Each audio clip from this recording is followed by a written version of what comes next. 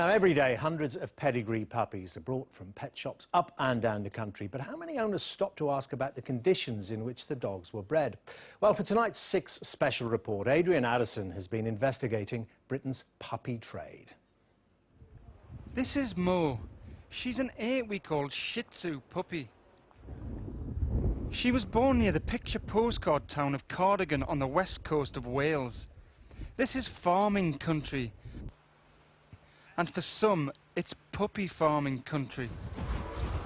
Wyn Thomas runs Windy Rise Farm with his wife, Anne.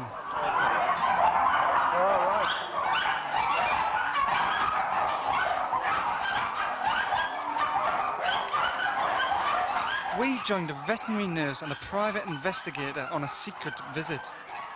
It's really dire, isn't it? Poor little things don't seem as if they ever get a single light of light.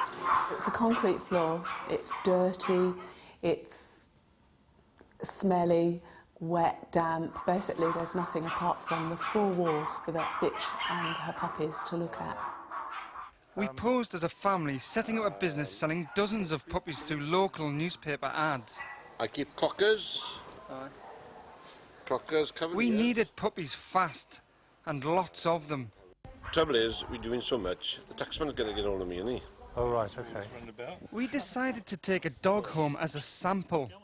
It was Mo. She's cute. Thank you. A roadside meeting and £250 later, and she was ours. You sure? Yeah.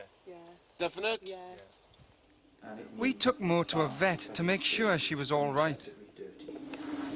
Shouldn't be sold in this condition because, number one, it's dirty. Number two, it's got obvious skin disease. And she didn't like people at all.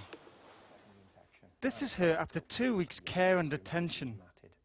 I mean, now she looks for attention. You can see she wants to play. She's socially and active. Yeah, another friend, active dog. It's a complete turnabout in personality, really. She's a frightened little puppy before, wasn't used to people, and now she's life and soul of the party, yeah. Dogs bred in puppy farms are sold in many, many different ways. Direct from the breeder or through ads in local newspapers. And, of course, through pet shops. We wanted to find out where some of the Windy Rise dogs ended up. To our surprise, the trail led us here. To the pet shop inside Harrods, arguably the most exclusive and famous store in the world. We were tipped off about Windy Rise by this woman. She used to work at Harrods. She doesn't want to be identified. When I took a look at the list of litters that were due to come in, I noticed that a lot of them were from Windy Rise Farm and from Wyn Thomas, and so realised they must be breeding on a really large scale. You're supposed to be able to get the best stuff in the world at Harrods. Breeders must be licensed. Windy Rise did not have a license when we filmed here. But Mr. and Mrs. Thomas have since told us that following an inspection, the local council has now approved one. Dog experts and charities believe the mass production of puppies is unacceptable and leads directly to thousands of dogs being made homeless every year. There is a huge amount of money in breeding dogs. A good breeder will probably have 1 or 2 breeds of dogs and produce a litter every other year or every 2 years, something like that. But puppy farmers are churning out these puppies. This one. Following our investigation, Harrods have stopped selling puppies bred at Windy Rise. But no one knows how many dogs are bred in this way every year, or in what conditions.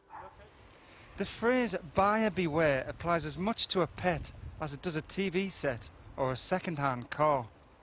Adrian Addison, BBC News.